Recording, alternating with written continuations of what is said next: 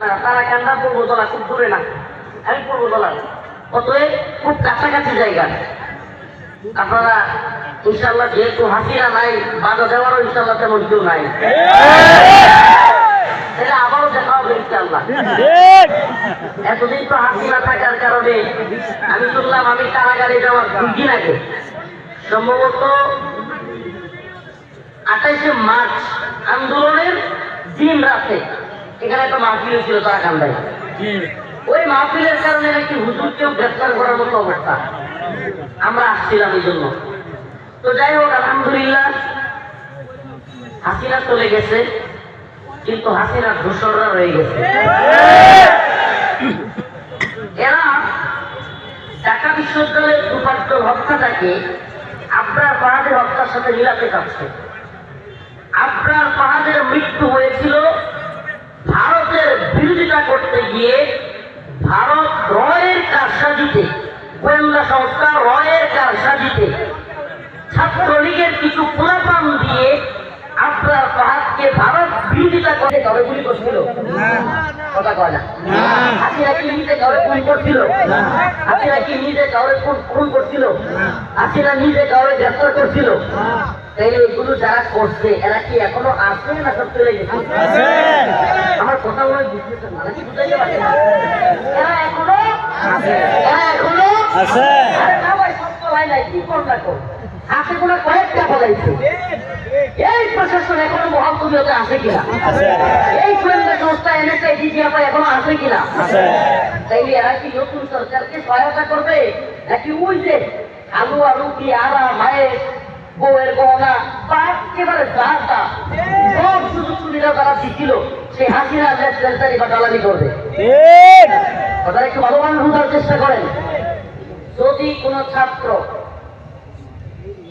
এই তোফাক দলকে হত্যা করে থাকে, যদি সে মেধাবী ছাত্রও হয়, যদি সে হাসিনা বিরুদ্ধে আন্দোলনও করে, আমরা তার পক্ষে নই। ওটা একটু ভালোভাবে বোঝার চেষ্টা করেন, আমরা তার পক্ষে নই। কিন্তু একই সময়ে, আমি প্রায় প্রোগ্রামে বলতেছি, একই সময়ে তোফাজ্জল হত্যা, একই সময়ে বাইতুল মুকাররমে শেখ হাসিনার দালাল রুহুল আমিন অনুজনে উপাধি দেওয়া ব্যক্তিকে দিয়া বাইতুল মুকাররম আমাদের জাতীয় মসজিদের ভিতরে জুতা দিয়া ঢিলাঢিলি করা, এমন একটা অবস্থান তৈরি করা, আলেমদেরকে এটা হাস্যকর পরিণতির দিকে নিয়ে যায়। হাসিনার বিরুদ্ধে দেশে সবচেয়ে বেশি আন্দোলন করেছে ঢাকা বিশ্ববিদ্যালয়ের ছাত্ররা, সবচেয়ে বেশি আন্দোলন করেছে আমরা আলেমরা। আপনি বুঝেন, একসাথে কলঙ্কিত করার চেষ্টা, ঢাকা বিশ্ববিদ্যালয়কে, বাইতুল মুকাররমকে একই সূত্রে গাঁথা কিনা। দ্বিতীয় আরেকটা বিষয় খেয়াল করেন, হঠাৎ করে চট্টগ্রামে ছাত্রলীগের এক সাবেক কর্মী চট্টগ্রামের পার্বত্য চট্টগ্রামকে স্বাধীন ঘোষণা করে বসল। আপনারা অনেকে জানেন কিনা? প্রধান দিবে না, বসে থাক, তেমন দয়া করে কথা করেন না ভাই, আমি অল্প সময় কথা বলবো। আপনারা কেউ প্রধান দিতে স্টেজ ভাঙিয়েন না, এটা হুজুরের ভয় আছে। যে কিন্তু যারা যারা জুনিয়র আছে, যুবক আছে, তাদের তো টেস্ট বেশি। মাঝে মাঝে কোনো কথার সাথে যদি টাইমিং হয়ে যায়, তারা নিজের মনের ভিতরে যদি যেটাকে কয়েকটি টাইমিং হয়ে গেছে, কমন করছে, তাইলে কিন্তু চিল্লানি মাইয়া আপনারা 10 বানায় দিয়া ওই যে মনে আছে না বাংলাদেশ, ওই স্মার্ট বাংলাদেশের পরিণতি যাতে আমাদেরও না হয়।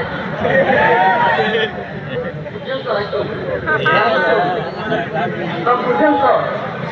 তাইলে এরকম আমাদের মন্ত্র আশা করো, আমি যেখানে দাঁড়াই সেখানে লড়তেছে, আল্লাহ হেফাজত বলেন আমি।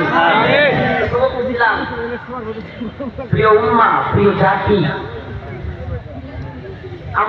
আমি ব্যক্তিগতভাবে বলি, আমি সম্মিলিত কথা বলতে পারি না, আমি ব্যক্তিগতভাবে নতুন সরকারকে একেবারে ইসলাম কায়েম হয়ে গেছে, এরা মনে হয় ফিরিস্তা, এটা মনে করি না। এদের মধ্যেও ভারতের দালাল, আমেরিকার দালাল, অনেক কিছু আছে। কিন্তু একটা কথা মনে রাখতে হবে, বড় ধরনের জুলুম থেকে হাসিনা কত বড় জানেন, এটা নতুন করে ব্যাখ্যা করার প্রয়োজন আছে? কথা বলবেন, নতুন করে ব্যাখ্যা করার প্রয়োজন আছে? কোন সেক্টর নাই যে সেক্টরে হাসিনা এবং তার প্রশাসন তার সরকার মানুষকে জুলুম করে নাই? কোন সেক্টর আমাকে বলেন? ফেসবুকে লাইক দিতে মানুষ ভয় করছে, পাইছে কিনা? কমেন্ট করতে ভয় পাইছে, পাইছে কিনা? এমনকি হাসিনার দরকার নাই, হাসিনার পুলিশের দরকার ছিল না। একটা কমেন্টের কারণে আঞ্চলিক আওয়ামী লীগ নেতা বিভিন্ন লোককে দায়িত্ব নিয়ে এসেছে, হয় নাই? একেবারে রাষ্ট্রের সর্বোচ্চ পর্যায়ে শেখ হাসিনা থেকে নিয়ে ওবায়দুল কাদের কিংবা শামীম ওসমান বা অন্য দিকে আসছে, এগুলো পাচ্ছেন। স্থানীয় আওয়ামী লীগ ছাত্রলীগের নেতাদের অবস্থা এমন ছিল যে এরাও নিজেদের একটু বিন্দু মাত্র সমালোচনা সহ্য করতে পারত না। ছিল কি ছিল না? তো এই জুলুম থেকে আল্লাহ পাক আমাদেরকে হেফাজত করেছে, আলহামদুলিল্লাহ। আপনাদের নিজেদের আলামত এই মাহফিলটাই তো করতে পারেন না। এই হুজুর করতে পারছেন? হুজুর কই? এই মাহফিলটা কি করতে পারছেন? আমাদেরকে মাহফিল করার কারণে এই মাদ্রাসার উপর, এই মাহফিলের উপর চাপ আসে নাই। অতএব এই জালিম থেকে আমরা বাঁচি, এই জন্য আমরা এই নতুন সরকারটাকে এখনই বিপদে ফেলতে কিংবা সমালোচনা করে কিংবা এই সরকারটা অবৈধ অযোগ্য কিংবা এই সরকারের মধ্যে মানে বুঝ নাই এগুলো বলে আমরা তাদেরকে বিতর্কিত করতে চাচ্ছি না। এবং এই বিতর্কিত করাটা হাসিনা পক্ষে যাক কিংবা হাসিনা সরকারের যেগুলো দালাল গাপ্তি মেরে আছে আওয়ামী লীগের, এগুলো যেন গোপনে চাইতে হঠাৎ ফেসবুকে বলতে না পারে, দেখছেন হাসিনাই ভালো ছিল, মানে এই কথাটাতে বলার সুযোগ না পায়। এই জন্য আমরা আপনাদের ইসলাম কিংবা সামাজিক কিংবা রাষ্ট্রীয় বিভিন্ন বিষয়ে আমরা এখনই আপনাদের নিয়ে কঠিন মন্তব্য, কঠিন ভাষা প্রয়োগ করতে চাচ্ছি না। আমরা আপনাদেরকে ফিরিস্তাও মনে করি না, মানুষ এমনিতেও ফিরিস্তা না। ভুল আমরা প্রশাসনে গেলে, আমরা সরকারে গেলে কাজ করলেই ভুল হয়, সেটা কিন্তু বাস্তবতা হলো ভয়ঙ্কর ষড়যন্ত্র চলছে, ভয়ঙ্কর ষড়যন্ত্র। কারা করতেছে?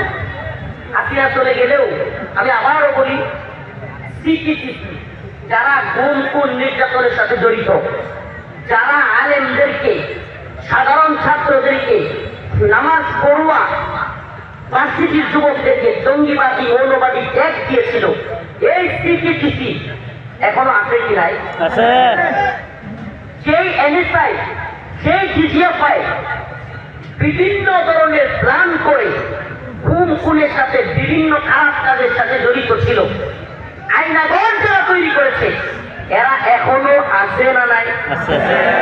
কথা বলেন। এই সমস্ত সংস্থাগুলোতে যারা ছিল, আমি সংস্থাগুলোর উপর কলঙ্ক লেপন করছি না, সংস্থাগুলো সবার উপরে ঢালাও পাবে সেই দায় চাপিয়ে দিচ্ছি না।